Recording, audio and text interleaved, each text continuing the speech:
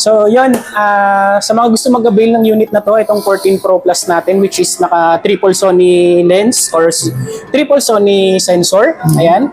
Tapos naka Snapdragon 7S Gen 3. 5G, so good sa mga gamers, yan, supported siya.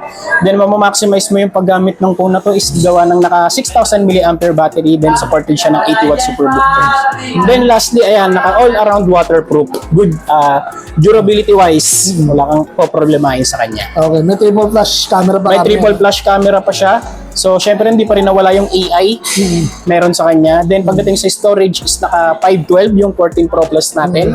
Then, sa 14 Pro natin is 256 yung storage. So, pwede pang kuha ng video sa ilalim ng tubig. Yes, oo. Pwede mo rin siyang gamitin sa ilalim ng tubig, lalo pag mga mag-swimming kayo. Oo. So, you never miss a moment nga, Tama. sabi. Ganda na ba nakasabi? Yun. Papunta lang si RJ. Dati nakita dito sa Santa Sangin, nasa Realme na siya sa Romisus Place. Diyan ang Yes.